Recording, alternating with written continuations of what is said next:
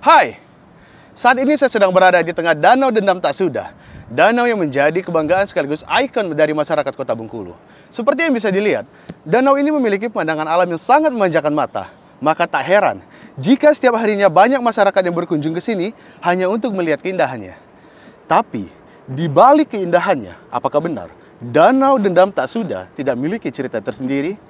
Bertemu lagi di Yopoyo Channel, channel yang membahas tentang pengalaman, tragedi, maupun sejarah yang berada di sekitar kita. Bersama saya Reki, inilah Celaku. Cerita langsung di Siko. I think it all came back when I was looking back at you. Oh, how I've missed those sights. You must have missed mine too. Did you breathe me in? If you would only know that you're in my air, for every second, everywhere I go. So why are we hiding in these crowded places? 'Cause when our eyes meet, we drop our poker faces. Yeah, we keep on acting like we left no traces. But when our eyes meet, we drop our poker face.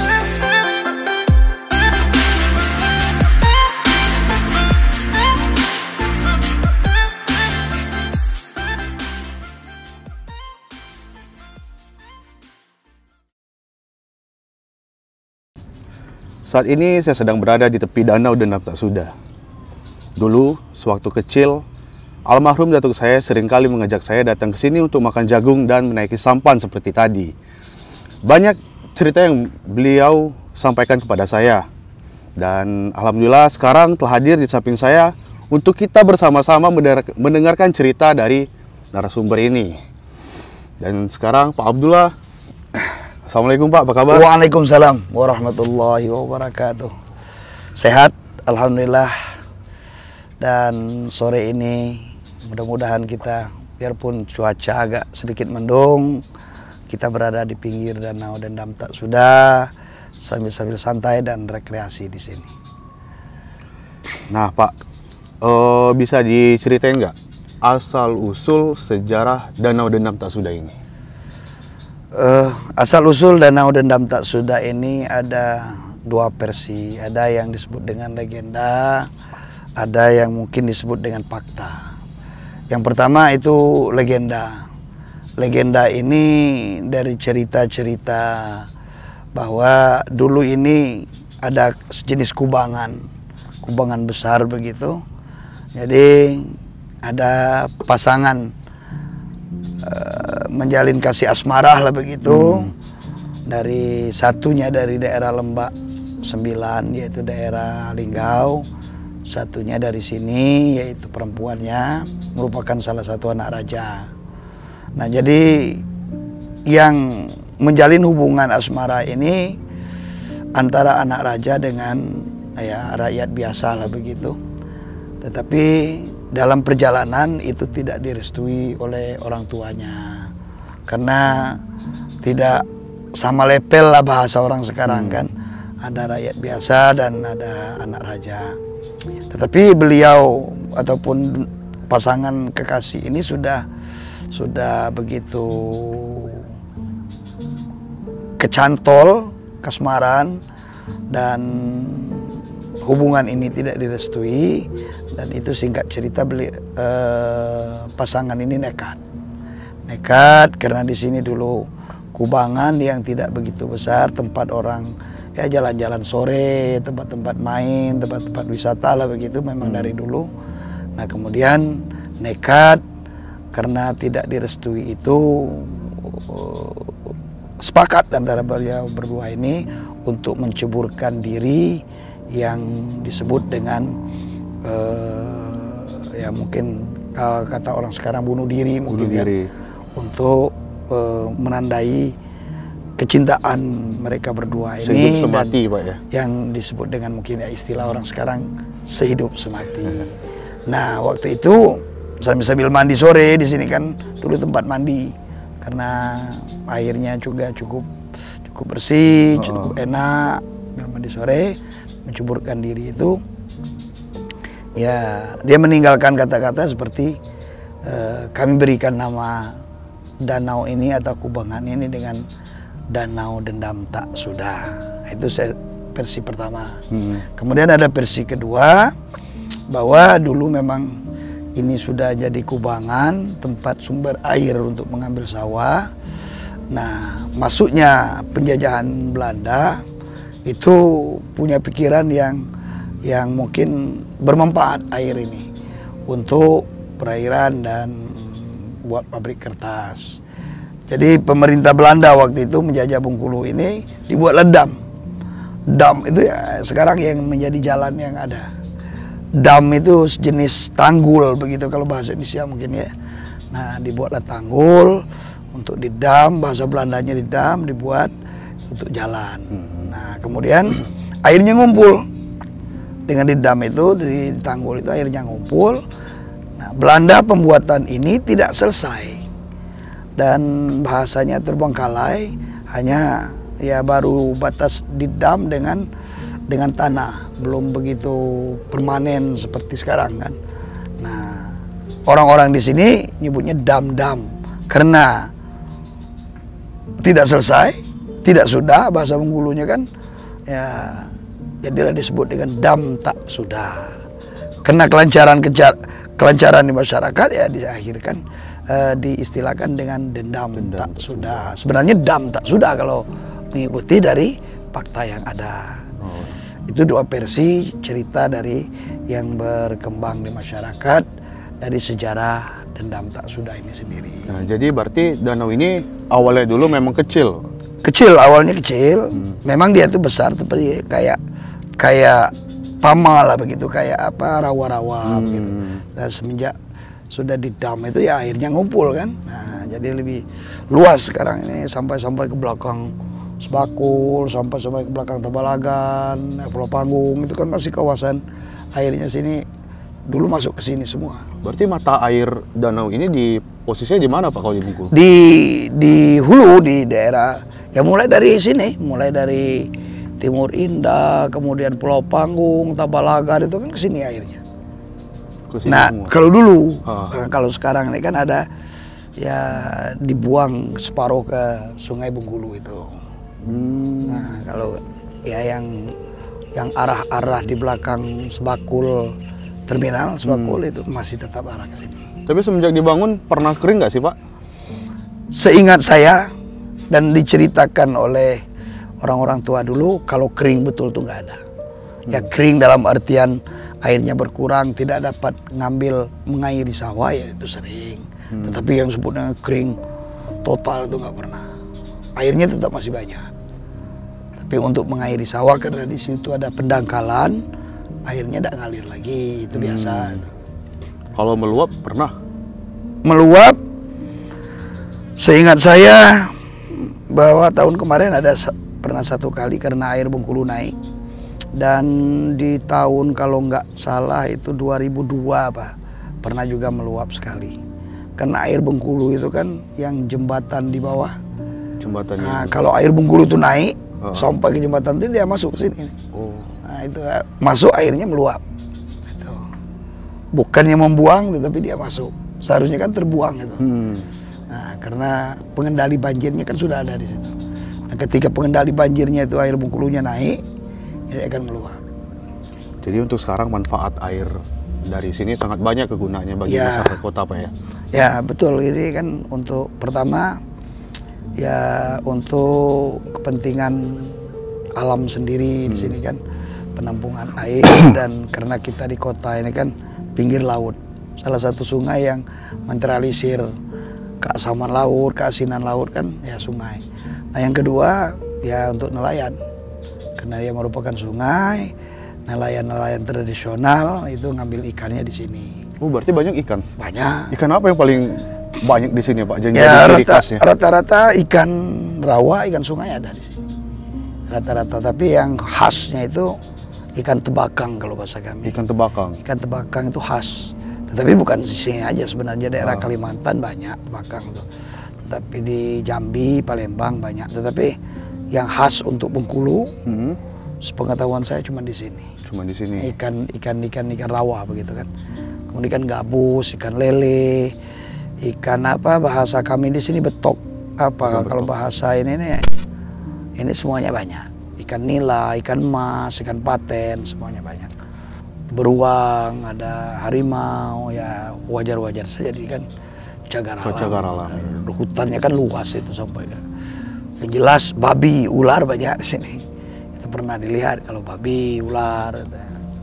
Nah yang ketiga untuk petani, salah satu sumber air dari persawahan ya di sini. Di sini ngambil airnya di sini karena sekarang ini kan musim penghujan ya terbantulah bahasanya. Tetapi kalau nggak musim penghujan di sini sumber air untuk bersawah. Kalau dulu sering mandi nggak sih Pak di sini Pak? Ya memang tempat orang mandi di sini. Tapi kalau sekarang kan kalau kita lihat kan orang kan hitam kayak gitu Pak. Kalau dulu gimana Pak? Memang airnya tuh agak khas ini. Airnya nih jernih ya kayak gini. Nggak jernihnya sekedar bukan jernih kayak bening itu. Ini memang agak kehitam-hitaman. Mungkin daerah rawa itu mungkin ya. Bahasa kami ini banyak tai ketam apa bahasanya itu kan.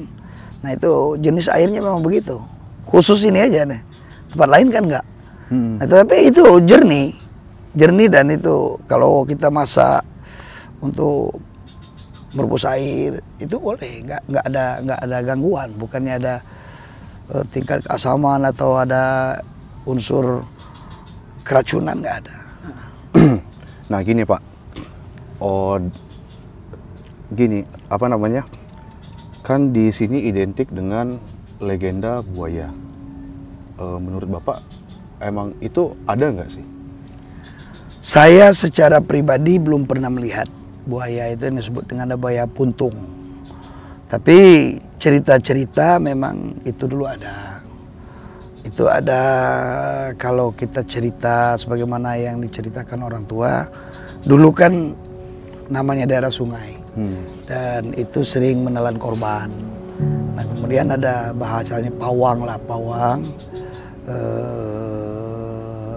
Bahasanya dialog dengan buaya itu untuk tidak mengganggu lagi masyarakat sekitar sungai atau masyarakat sekitar danau. Nah, dipotonglah syaratnya itu, dipotonglah ekor buaya itu. Makanya disebut dengan buaya potong yang untuk menjaga dan berjanji akan menjaga dari gangguan-gangguan yang lain kan. Buaya itu akan menjaga danau ini dari gangguan-gangguan makhluk lain lah. Nah, kalau kelihatan cerita-cerita masyarakat ada yang melihat. Kalau saya pribadi sampailah hari ini belum pernah melihat itu. Dulu heboh waktu saya masih kecil itu pembuatan ada pintu air ke sana. Pembuangan itu. Nah, itu dulu alat berat.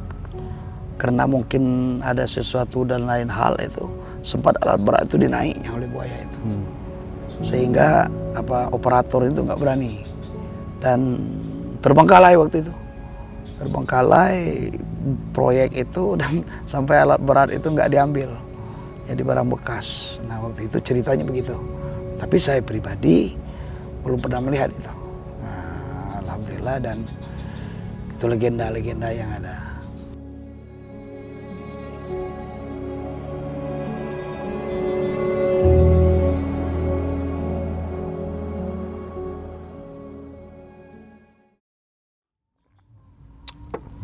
Selain legenda dari buaya, ada legenda lain yang mengenai danau ini, Pak?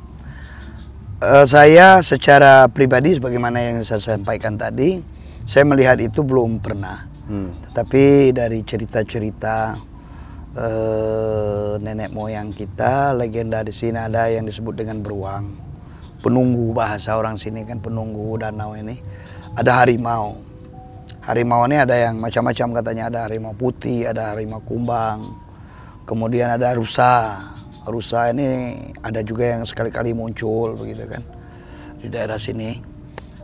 Cugung yang sebelah itu ada yang ngomong begitu, tapi kalau saya secara pribadi itu tidak pernah melihat itu. Kemudian ada yang disebut dengan babi hutan. Babi hutan ini ada yang katanya besar itu, seperti kerbau itu yang apa penunggu bahasanya. Jadi ketika itu muncul ya ada sesuatu hal itu. Itu pesan-pesan orang tua kita dulu. Nah kemudian kalau saya secara pribadi itu pernah melihat kami malam-malam main di sini. Pinggir jalan itu belum kayak gitu dulu. Bulan terang begitu kan, duduk santai sambil bergitar-gitar. Dan nyanyinya itu nyanyi bahasa Lembak. Nyanyi bahasa Lembak, kami bujang-bujang dulu bawa gorengan gitu. Nah itu yang saya pernah lihat itu melihat munculnya api. Kayak lampu kapal itu. Orang tuh bawa dari pakai perahu kira-kira. Dari sini. Ya namanya danau kan kelihatannya dekat tapi dia jauh kan. Iya. Dekat dengan kami pikir di situ. Saya ini terpaku melihat lampu apa ini?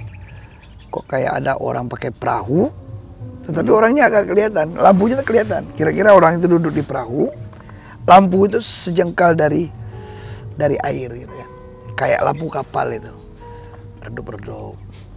Nala dekat karena kita ini orang penakut juga, jadi kita berlari, kawan-kawan penakut kalau kan. Nah kami lari pulang gitu. Nah kemudian yang kedua yang secara pribadi saya memang pernah bermimpi di sini. Mimpi melihat suasana alam lah begitu, yang ada di dalam sungai. Di dalam danau. Nah, di dalam danau ini. Saya merasa itu di situ kan ada Cugung kalau kita ngomong kan, daerah daratan ini. Masuknya daerah situ.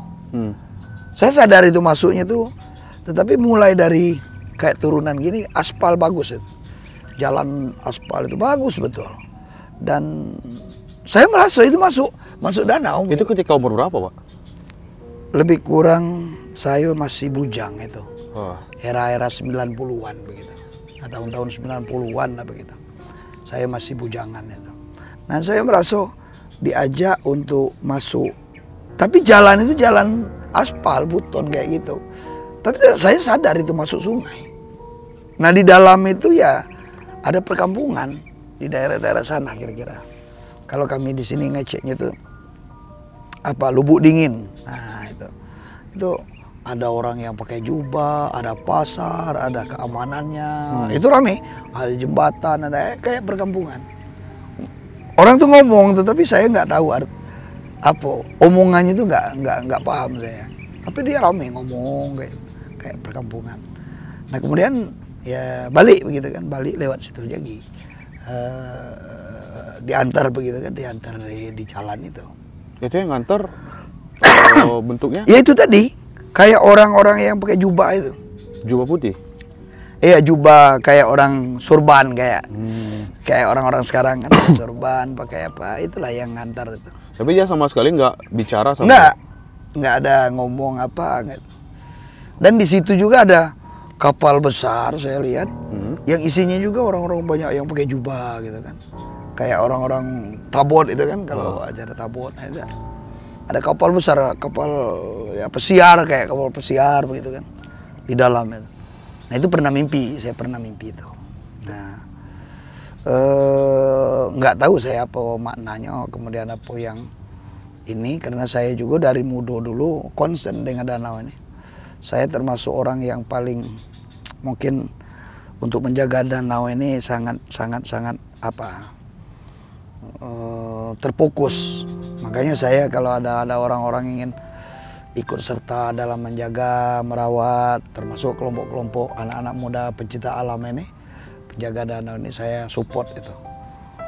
Karena apa? Ya danau ini kan milik kita, dan kita akan rawat, kita akan bersihkan, kita jangan sampailah bahasanya aset yang ada ini ya jadi nggak enak lah dilihat ataupun hilang ataupun ya tidak bermanfaat bagi kita. Kalau untuk dari upaya pemerintah sendiri ada nggak untuk ini Pak, supaya danau ini semakin berkembang gitu? Danau ini kan kalau di bawah era tahun 2005 itu kan masih disebut dengan cagar alam. Cagar alam itu artinya dijaga, dilindungi dan tidak boleh diapa-apakan. Nah kemudian setelah proses itu kita juga masyarakat ini kan namanya juga di tengah kota. Ibarat kami ini melihat danau ini anak perawan yang cantik yang dipingit, tapi nggak boleh disentuh, dilihat pun nggak boleh. Nah kita bahasanya kerjasama dengan pemerintah kota dan provinsi dalam hal ini, bagaimana caranya danau ini di samping bermanfaat untuk nelayan, untuk petani, bermanfaat juga untuk masyarakat yang lain seperti para pedagang, para wisata, pengunjung dan seterusnya kan banyak. Nah kita bersama-sama mengusulkan untuk diturun status bahasanya, dibuat dengan taman wisata alam. Dan sekarang mulai dari 2015 kalau nggak salah saya, proses itu sampailah 2019 itu dari kementerian sudah mengalih status separuh dari lahan 400 hektar dari sinilah sampai ke sana, itu sampai ke Cugong sana, itu dialih status jadi taman wisata alam. Nah, dan kemudian dari itulah memang pemerintah provinsi akan mengelola dari taman wisata alam itu akan dibuat tempat rekreasi tetapi yang alami begitu kan. 2019 sebenarnya proyeknya sudah mulai mau jalan, tetapi berhubung Covid sampailah hari ini itu belum karena anggaran dan seterusnya. Tapi kesiapan yang lain sudah. Jadi memang udah ada tim yang survei ke sini langsung. Sudah siap, tinggal anggaran kemarin. Karena anggaran di sana kan ada pembebasan tanah yang di belakang jalan itu kan tanah masyarakat. Nah persawahan ada sedikit kena, itu kan proyek. Nah jadi dari situlah mungkin pemerintah daerah untuk pembebasan lahan itu anggarannya belum difasilitasi untuk itu. Kemarin karena Covid datang, terfokus ke Covid-19 ini, nah akhirnya proyek itu tertunda. Mudah-mudahan lah 2022 nanti ini bisa terrealisasi.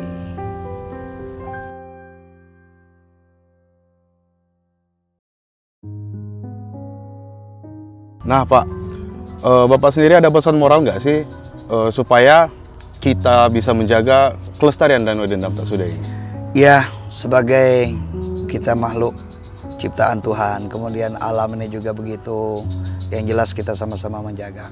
Dan ini kemanfaatan bagi kita jelas itu sangat banyak, apalagi ini kan merupakan kekayaan alam yang dianugerahkan Tuhan terhadap masyarakat Kota Bengkulu khususnya. Jadi kita minta semua elemen lah, seperti masyarakat sekitar kami ini kita sama-sama menjaga. Yang pertama masalah kebersihan, kemudian masalah alam, kekayaan alam ini kan sudah banyak. Terutama ini anggrek yang mungkin di tempat-tempat lain itu sudah langka, di sini banyak. Di hutan-hutan, tapi kalau di pinggir ini udah jarang ketemu. Nah itu kita sama-sama menjaga, sama-sama merawat. Kemudian kepada generasi muda, ya kita apalagi ini kekayaan alam yang akan turun-temurun, akan digunakan oleh ya generasi berikutnya, anak cucu kita ya. Untuk itu generasi muda juga kita harapkan untuk berpartisipasi di dalam kelestarian dari danau ini sendiri. Nah terhadap pemerintah jelas kita minta dukungan, support. Kemudian apalagi sekarang ini danau ini sudah alih status bahasanya, turun statusnya menjadi taman wisata alam yang menurut rencana kita bekerjasama dengan pemerintah ini akan dimanfaatkan, akan menjadi tempat wisata, akan ya jelas mau tidak mau, suka tidak suka, nanti kan unsur positifnya banyak, ada juga unsur negatifnya. Maka oleh itu ya kita harapkan dengan pemerintah, kalaulah ini nanti bisa terrealisasi dari kegiatan-kegiatan para wisata itu, ya dukungan, support, kemudian partisipasi lain terhadap masyarakat kita juga, nah itu sangat kita butuhkan.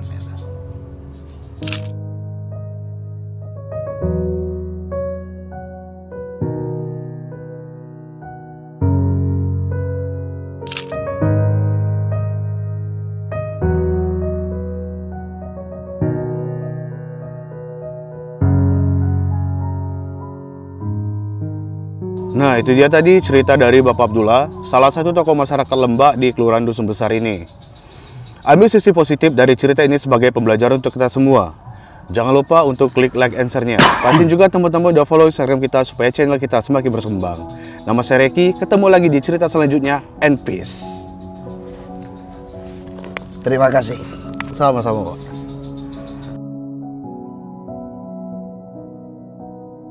I'm awake. I got the sunrise in my face, empty space beside me in my bed. I get dressed in the same clothes as yesterday, and I'm upset 'cause every day's the same.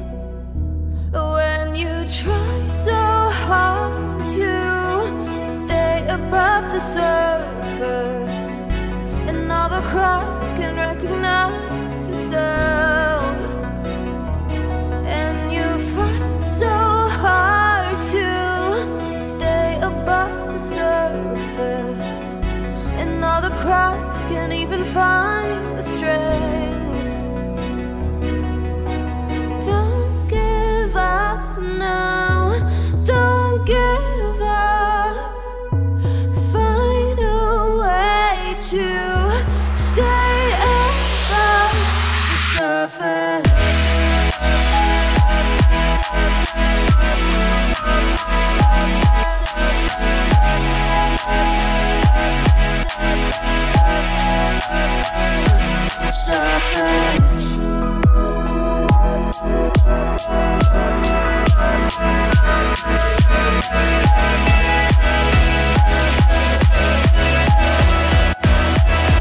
The surface.